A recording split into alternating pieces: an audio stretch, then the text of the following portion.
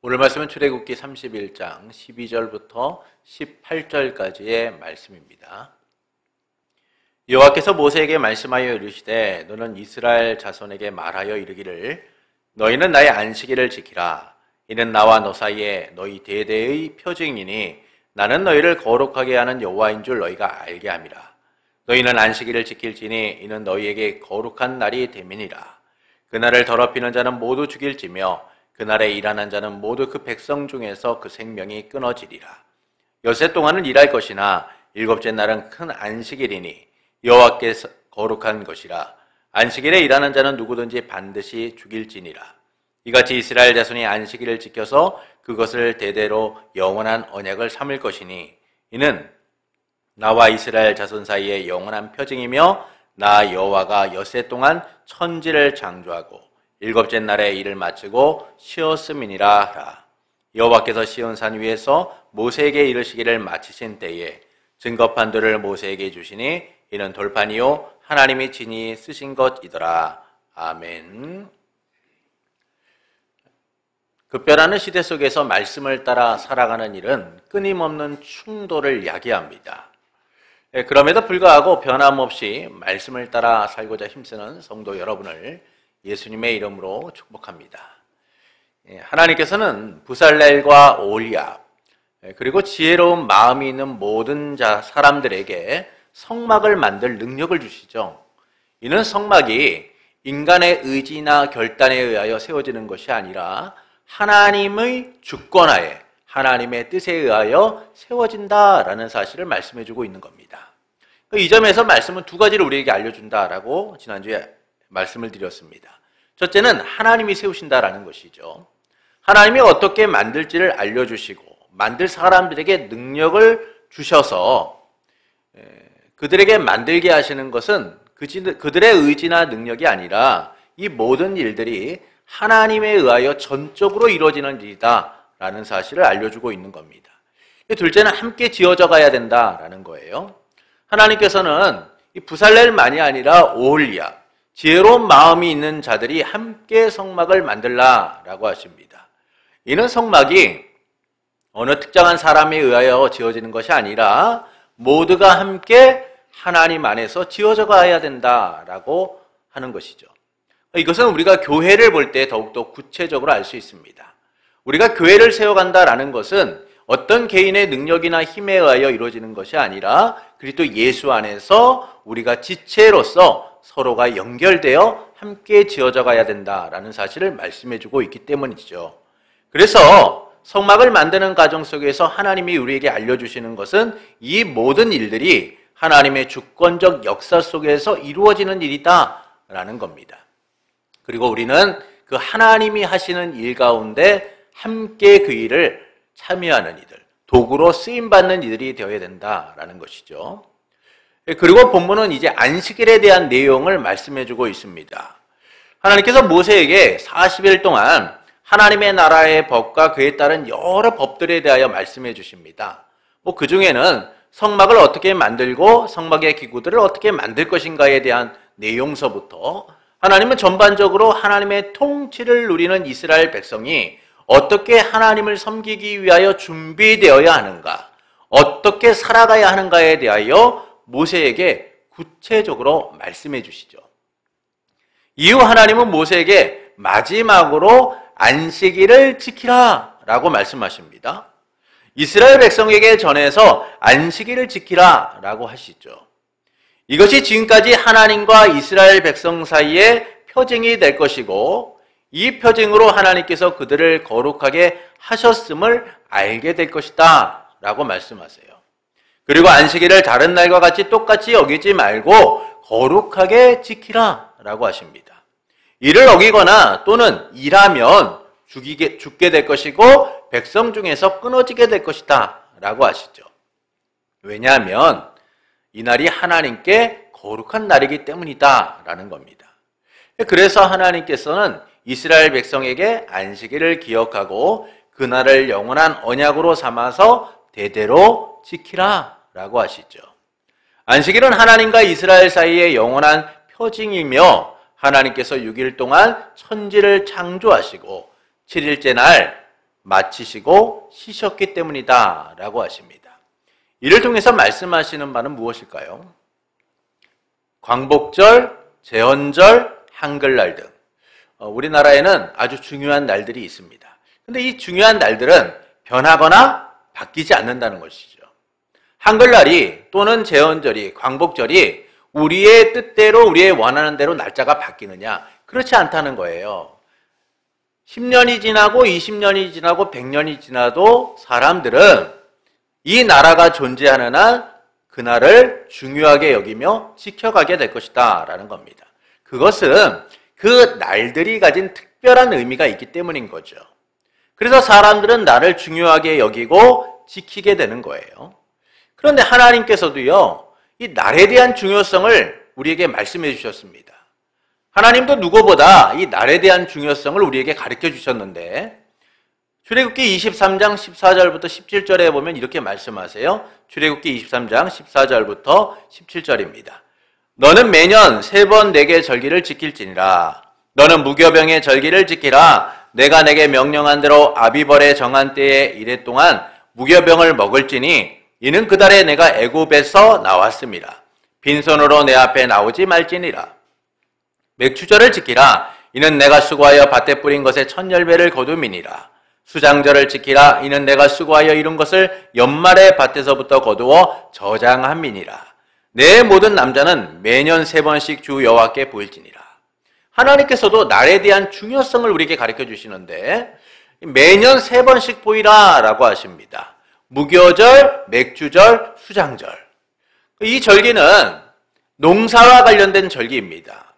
이것은 하나님의 구원과 섭리가 또한 은혜가 그들의 인생 속에서 전반적으로 나타나고 있다라는 사실을 알려주고 있는 거죠. 농사를 처음 해서 씨를 뿌리고 첫 열매를 거두고 마지막에 그 농사의 최종적인 열매를 거두는 그 모든 과정처럼 하나님께서 이스라엘 백성의 삶을 지키고 보호하시고 인도하실 것이라는 거예요. 그들의 매년의 삶이 시작과 마지막이 하나님의 은혜 가운데서 이루어지게 될 것이다 라는 사실을 알려주고 있는 겁니다. 그래서 하나님께서는 매년 하나님을 의지하고 살아라 라는 의미에서 그들에게 절기를 지키라고 하시고 매년 하나님 앞에 3번 보이라고 하시는 거죠. 그들의 삶과 시작이 누구를 통하여 이루어지는가를 알려주고 계신 거예요. 이처럼 하나님께서도 특정한 날을 정해서 의미를 부여하고 계십니다. 그날을 중요하게 여기시죠. 그것은 그날이 하나님의 구원과 연결되어 있기 때문인 거예요. 하나님의 구원받은 백성으로서 살아가는 데 있어서 하나님은 날을 정해서 그것들을 지키도록 하시는 겁니다. 하나님의 구원의 은혜를 기억하며 살라고 하시는 거죠. 이 점에서 안식일에 대한 말씀은 그 의미가 중요하다라는 사실을 우리가 다시금 생각해 볼 수 있습니다.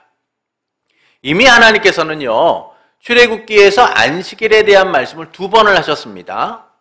출애굽기 20장 8절부터 11절에 보면 십계명과 연관이 되어서 제4계명으로서 안식일을 기억하고 거룩하게 지키라 라고 말씀을 하셨어요.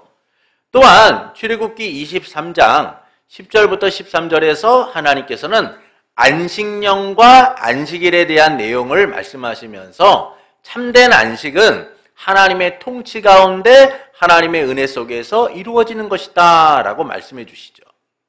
이처럼 안식년과 안식일에 대한 규정은 하나님의 통치의 구체적 적용을 알려주는 말씀이에요.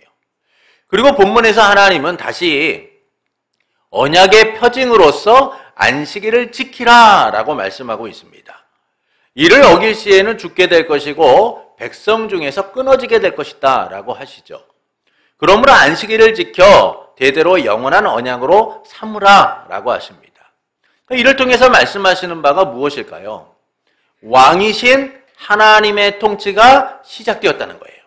왕이신 하나님의 통치가 본격적으로 시작되었다는 겁니다. 안식일에 대한 규정을 마지막으로 말씀하고 모세에게 증거판 2를 친히 쓰셔서 주시는 것은 하나님의 나라가 시작되었다는 거예요. 이는 천지 창조 후에 안식일이 선언된 모습을 우리에게 떠올리게 합니다. 하나님께서는 말씀으로 6일 동안 천지를 창조하신 후에 세상의 모든 것을 만드신 후에 일곱째 날, 7일째 날 안식하시죠. 창세기 2장 1절부터 3절의 말씀을 보시면 창세기 2장 1절부터 3절의 말씀을 보시면 천지와 만물이 다 이루어지니라. 하나님이 그가 하시던 일을 일곱째 날에 마치시니 그가 하시던 모든 일을 그치고 일곱째 날에 안식하시니라. 하나님이 그 일곱째 날을 복되게 하사 거룩하게 하셨으니 이는 하나님이 그 창조하시며 만드시던 모든 일을 마치시고 그날에 안식하셨습니다. 이 안식은 온 우주의 창조주이시며 왕이신 하나님의 통치가 시작되었다라는 사실을 알려주고 있는 거예요. 그러니까 하나님께서 천지를 만드시고 그냥 힘드셨기 때문에 쉬셨다라고 말하는 게 아닙니다. 하나님께서 보좌에 앉아서 그 만드신 모든 것을 비로소 통치하시기 시작하셨다, 다스리기 시작하셨다라는 사실을 창세기서는 하나님이 6일 동안 천지 만물을 만드시고 일곱째 날 안식하셨다라는 의미로서 말씀해주고 있는 것이죠.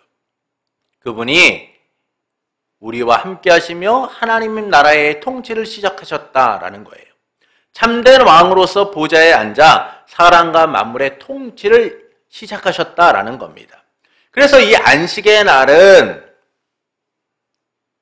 인간이 왕이신 하나님께 찬송과 경배와 영광을 드리는 예배의 날이고 하나님을 섬기는 은혜의 날이며 하나님의 통치를 누리는 날인 거예요. 하나님의 통치를 인정하고 그분의 백성으로 나아가는 날인 겁니다. 왜냐하면 하나님께서 이 날을 거룩하게 하셨을 뿐만 아니라 백성된 그들을 거룩하게 하셔서 하나님 앞에 나오도록 만드셨기 때문인 겁니다. 그러니까 인간이 하나님 앞에 예배하고자 하나님을 섬기고자 하나님 앞에 나가기 위해서는 기본적인 전제 조건이 필요하죠. 그것은 거룩하게 되지 않고는 불가능하다는 거예요. 이처럼 하나님은 그들에게 참된 안식이란 하나님의 다스림 속에서 살아가는 것이다 라는 사실을 알려주신 거죠. 세상의 즐거움과 기쁨을 위하여 살아가는 것이 아니라 하나님께 예배하고 그분을 섬기는 삶을 통하여 하나님의 다스림을 누림을 통하여 참된 안식, 참 평안을 누리게 된다라는 거예요.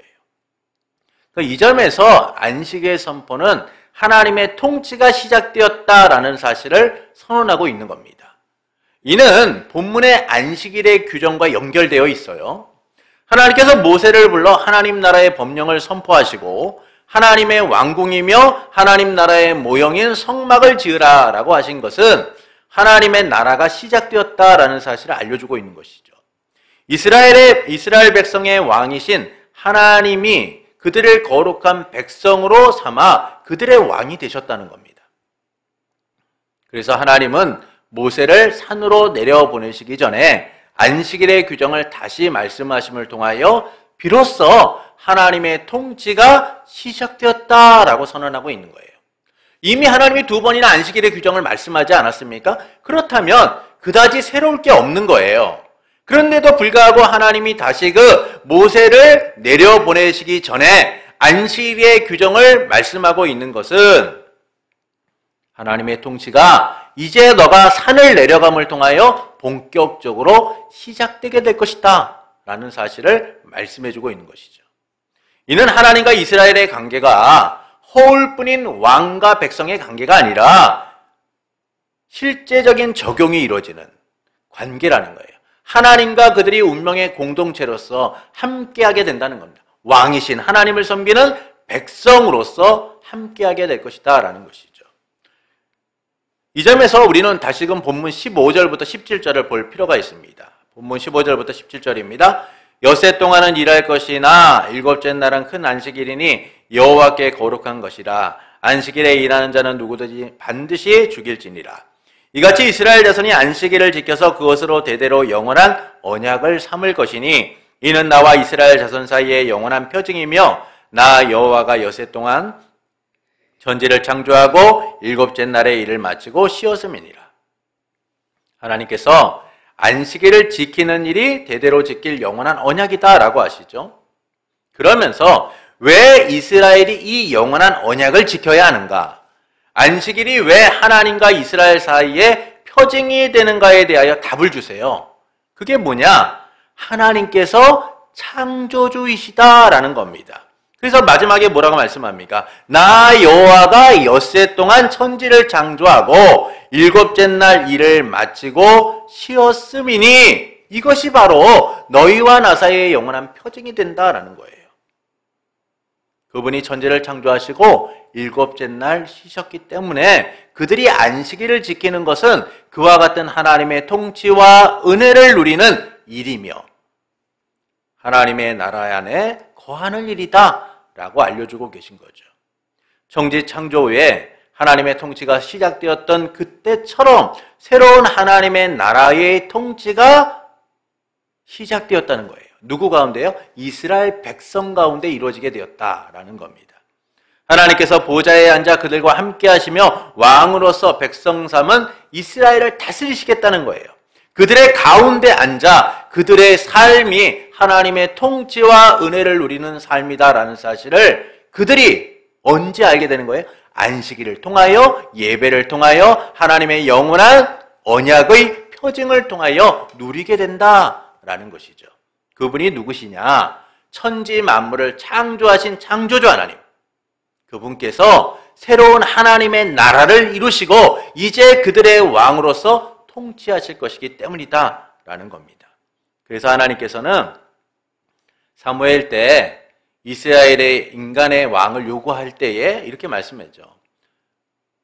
그들이 너를 버린 것이 아니라 나를 버려 그들의 왕이 되지 못하도록 하려는 것이다 라고 얘기해요.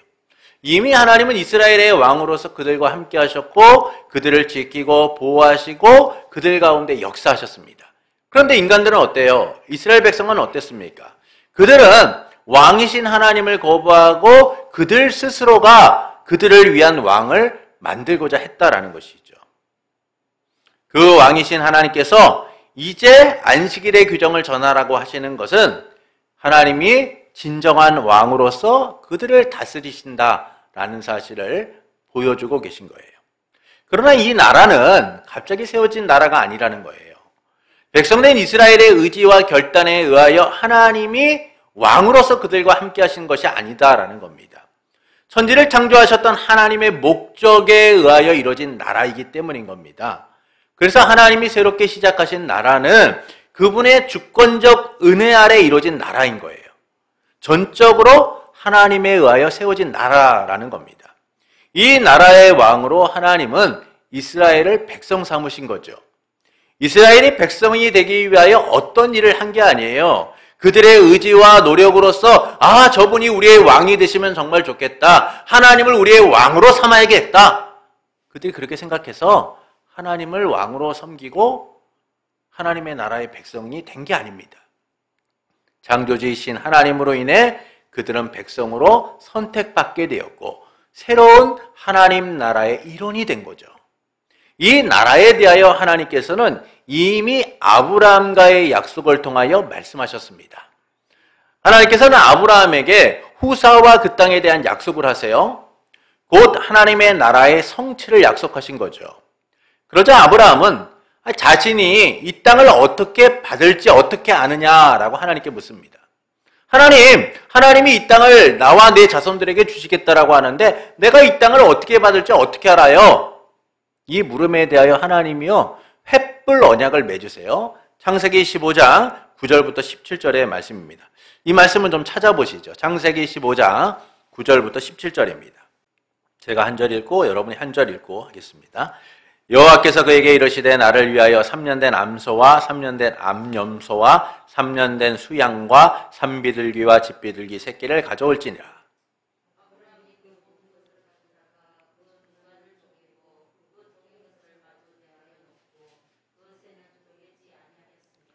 솔개가 그 사체 위에 내릴 때에는 아브라함이 쫓았더라.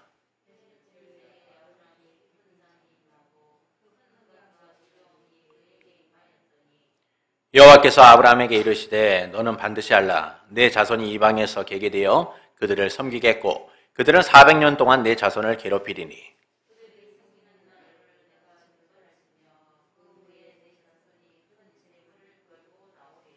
너는 장수하다가 평안히 조상에게로 돌아가 장사될 것이요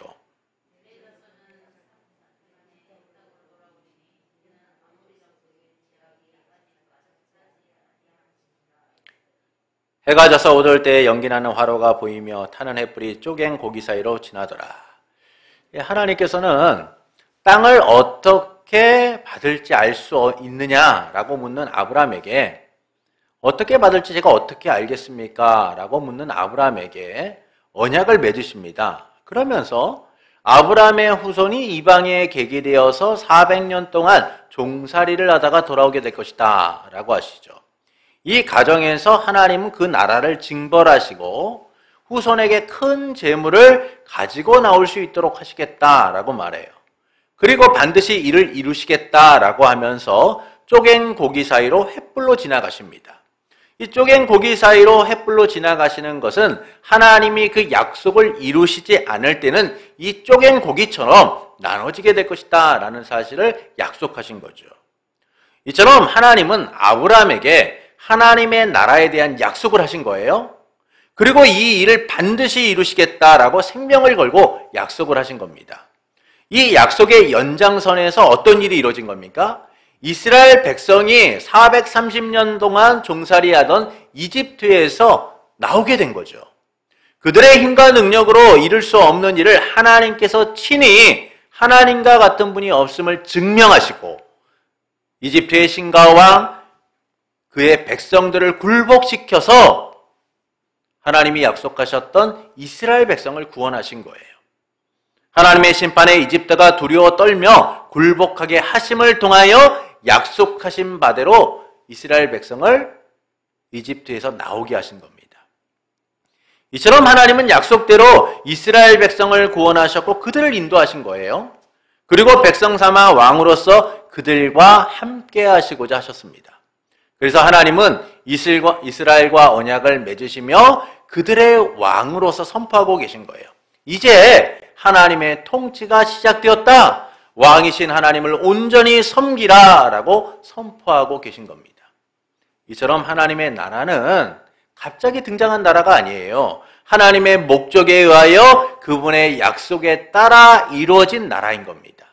이 나라를 위해 하나님은 약속하셨고 그 일을 이루신 거죠. 그리고 모세를 불러서 40일 동안 하나님 나라의 법령과 여러 규정들 그리고 그들이 해야 할 일들을 명령하셨습니다. 하나님의 나라를 위한 기틀을 위하여 그들이 무엇을 준비해야 하는지를 알리신 거죠. 그리고 이제 모세는 산에서 내려가야 돼요. 이를 통하여 하나님은 하나님의 통치가 시작되었다라는 사실을 알려주고 계신 겁니다. 마지막으로 안식일의 규정을 통하여 시작된 하나님의 통치를 인정하고 하나님의 나라를 누리도록 하고 계신 거예요. 이처럼 안식일의 규정은 하나님이 이스라엘의 왕으로서 이제 그 통치를 시작하셨다라는 사실을 알려주고 계신 겁니다. 그리고 이와 같은 하나님 통치의 선포, 하나님 나라의 선포는 앞으로 이루어질 하나님 나라에 대한 모형일 뿐이죠.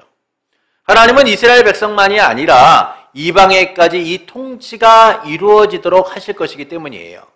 그래서 하나님은 무너지지 않는 영원한 나라, 만방이 섬길 하나님의 나라를 이루시겠다라고 약속을 하셨습니다.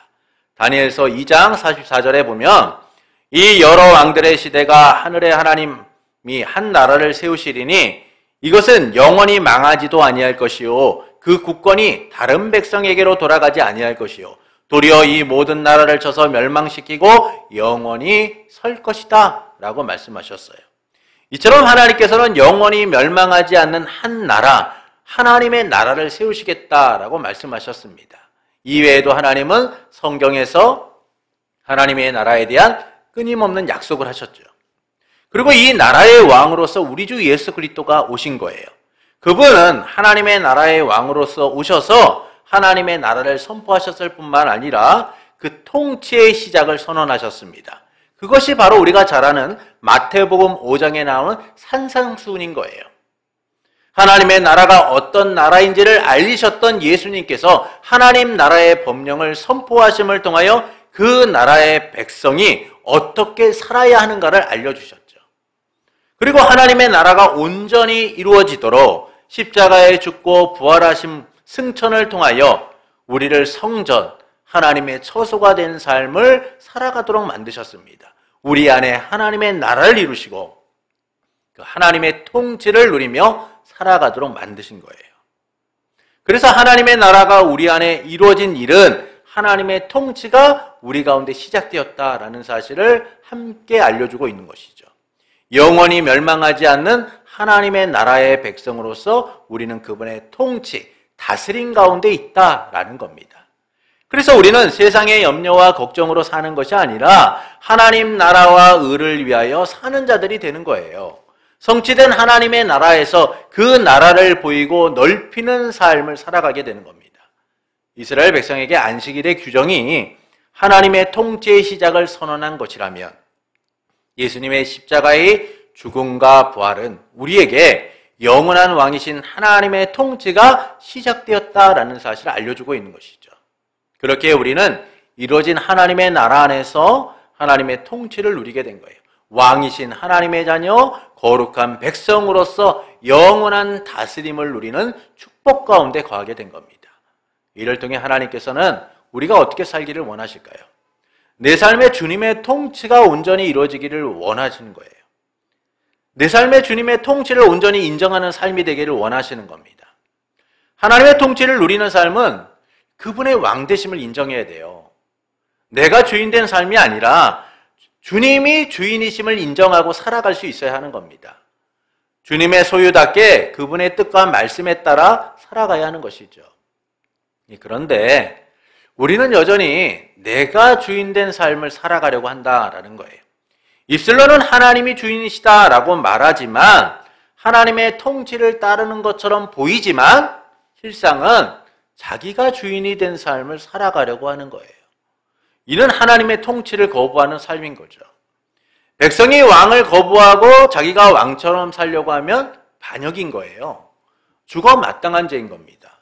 그런데 우리는 하나님의 왕되심을 끊임없이 거부하면서도 이에 대한 심각함을 몰라요.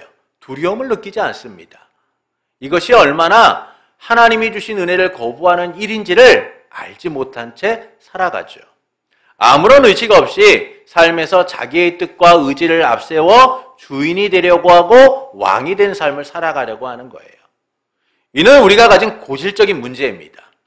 사사시대 하나님 나라의 백성이었던 이스라엘이 왕이 없으므로 자기의 소견에 오른 대로, 자기의 생각에 오른 대로 행동했다라는 말씀처럼 그들이 왕이었던 삶에 대하여 심각함을 느끼지도 못한 채 살아가는 것이죠. 이처럼 우리도 내가 주인이 되고 왕이 되며 살아가려고 할 때가 많습니다. 그런데 그 안에는 끊임없는 부패함이 드러나기 시작하는 거예요. 악취가 진동하기 시작하는 겁니다. 지금은 내 마음대로 사는 것이 편하고 좋은 것 같고 행복하고 즐거운 것처럼 느껴져요. 하나님의 왕되심을 거부하는 삶이 별 문제가 없는 것처럼 그렇게 살 수 있어요. 그러나 결국 그 삶을 통하여 우리는 문제를 만나게 되어 있어요. 위기를 만나게 되어 있습니다. 그것은 하나님의 뜻을 거부하는 삶이 얼마나 심각한지를 나중에 알게 되기 때문이죠. 그럼에도 불구하고 왜 우리는 이처럼 자기가 주인이 된 삶을 살려고 할까요?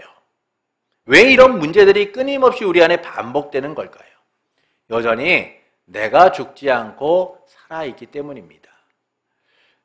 우리는 예수 그리스도 안에서 함께 죽고 함께 산 자가 되었습니다. 그렇다면 우리 안에 살아있는 분은 내가 아니라 예수님이 되어야 되죠. 예수님의 성품과 예수님의 뜻을 따라 살아가는 이들이 되어야 돼요.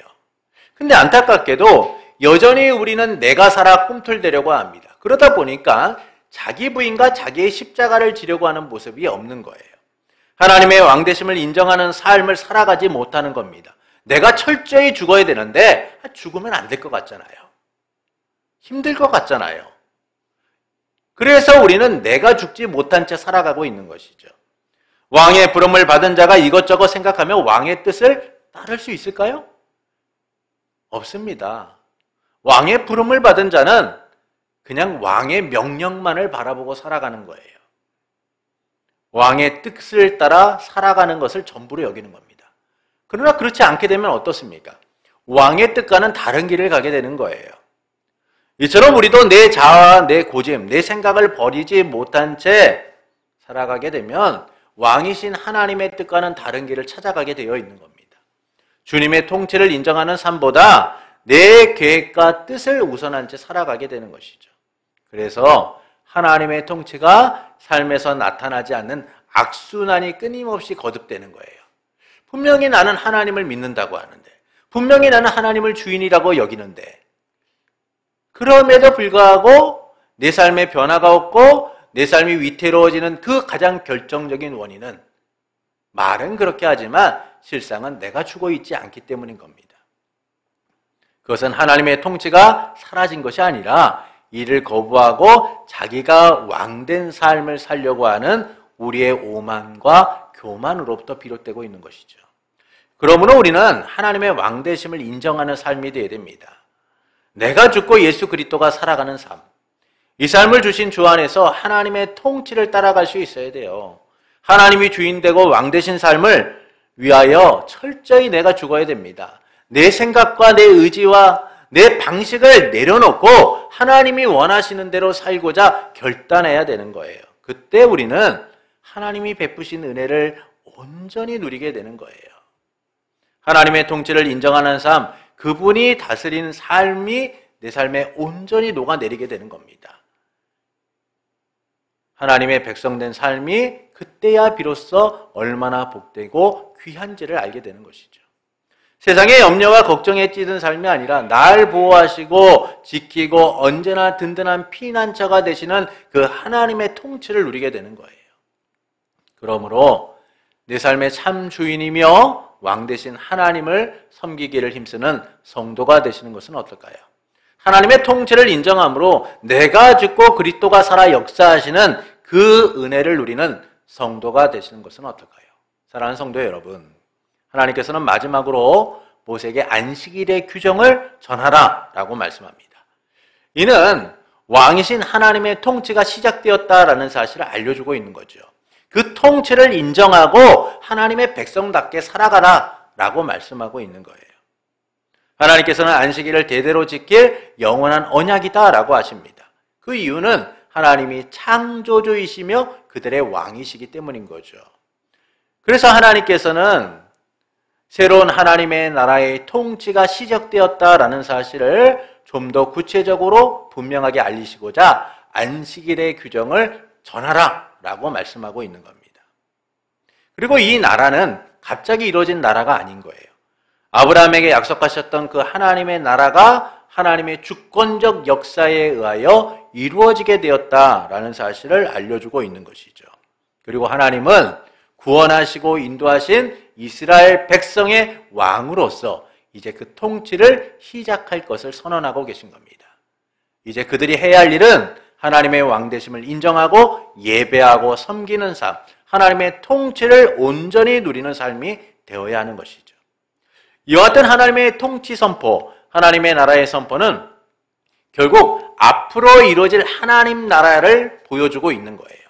그래서 하나님은 영원한 한 나라를 세우실 것을 약속하셨고 이 약속대로 우리 주 예수 그리스도께서 하나님의 나라의 왕으로 오신 겁니다. 그분은 하나님의 나라가 어떤 모습인지를 보이셨고 선포하셨고 우리에게 그 하나님 나라의 율령을 선포하심을 통하여 하나님의 백성의 삶을 허락해 주신 거죠. 이를 위해 예수님은 십자가에 죽고 부활하심을 통하여 우리를 하나님의 성전된 삶, 하나님의 처소가 된 삶을 살아가게 하신 거예요. 이스라엘 백성 한가운데 계셨던 하나님의 통치가 이제 우리의 중심 가운데 이루어져 우리가 하나님의 통치를 누리는 하나님의 나라가 되고 거룩한 백성의 삶을 살고 교회된 삶을 살아가도록 만드신 겁니다. 영원히 멸망하지 않는 하나님 나라 백성으로서 그 통치를 누리게 하신 거죠. 이를 통해서 하나님께서 우리가 어떻게 살기를 원하실까요? 내 삶에 하나님의 통치가 온전히 이루어지도록 그분을 인정하기를 원하시는 거예요. 그러나 안타깝게도 여전히 우리는 주인된 삶을 살아가려고 합니다. 교회를 10년, 20년 평생을 다니면서 하나님을 섬기고 믿는다라고 하면서 여전히 내가 주인된 삶을 포기하지 못하는 이들을 볼 때가 있어요. 그것은 하나님의 통치를 온전히 인정하지 못하기 때문인 겁니다. 그래서 내 자아가 원하는 대로 내가 원하는 삶을 살려고 하는 것이죠. 하나님의 부름에 순종하기보다는 내 뜻과 의지를 앞세우게 되는 겁니다. 하나님을 위하여 날 버릴 생각을 하지 않고 나를 위하여 하나님을 이용하려고 하는 삶을 살아가게 되는 것이죠. 겉모습만 잘 포장되어 있는 신앙인의 모습만을 가지고 살아가려고 하는 거예요. 근데 속은 어떻습니까? 텅 비어 있는 거죠. 하나님이 그 중심 가운데 계셔야 되는데 자기가 그 보좌에 앉아서 살아가려고 하다 보니까 겉은 화려해 보이고 아름다워 보이고 잘 포장된 것 같지만 속은 텅텅 빈 채 살아가게 되는 거예요. 왜 이런 삶이 우리 가운데 이루어지게 될까요? 그것은 내가 죽지 않기 때문이에요. 내가 죽지 않고 살아가기 때문인 겁니다. 자기 부인과 자기 십자가를 삶을 살아가야 되는데 이것은 철저히 배제 한 채 내가 원하는 삶을 살려고 하기 때문인 거죠. 그러다 보니까 하나님의 통치가 내 삶 가운데 온전히 이루어지지 않게 되는 거예요. 그러나 우리는 하나님의 통치를 인정하는 삶을 살아야 됩니다. 그때에 우리의 삶이 빛남을 발견하게 되는 거예요. 더 놀라운 삶의 결과물을 받아들이게 되는 겁니다. 그것은 내가 만들어가는 삶이 아니라 하나님이 만들어가시는 삶을 받게 되어 있는 것이죠. 이처럼 하나님은 우리의 삶을 통치하시고 아름답게 이뤄가십니다. 어떻게 해요? 하나님의 약속 안에서 반드시 신실하게 이뤄가십니다. 그러므로 내 삶의 참주인이며 왕 되신 하나님을 섬기기를 힘쓰는 성도가 되시는 것은 어떨까요? 끊임없이 내 자아가 꿈틀대고 끊임없이 내가 그 보좌에 앉고자 하는 욕망이 앞서더라도 하나님과 같이 되고자 하는 그 마음이 앞서더라도 자기 부인과 자기의 십자가를 지고 주님을 내 중심 가운데 주님을 나의 주인으로 온전히 섬기고 따라가는 성도가 되시는 것은 어떨까요? 그때 우리는 비로소 깨닫게 될 거예요. 하나님의 통치가 내 삶의 부족함을 얼마나 놀랍게 채워가시는지, 하나님의 통치가 나의 삶을 어떻게 만들어 가시는지, 하나님의 통치가 내 인생의 가장 안전한 보장과 보호막이 됨을, 피난처가 됨을 우리는 알게 될 겁니다. 하나님께서는 고난과 위기에 놓인 우리의 인생을 가장 견고하고 아름답게 붙들어 가십니다. 끝까지 지키시며 그 다스림이 얼마나 놀라운가를 알게 하시죠. 그러므로 우리는 하나님의 왕되심을 인정해야 됩니다. 이 믿음으로 온전히 하나님의 왕되심을 인정하고 자기 부인과 자기의 십자가를 지고 살아가기를 원하는 성도 여러분에게 자기를 버려 백성 삼으신 삼위일체 하나님 안에서 날마다 은혜로 다스리는 손길을 경험하고 그 통치를 온전히 누리는 복된 삶이 되기를 예수님의 이름으로 축원합니다.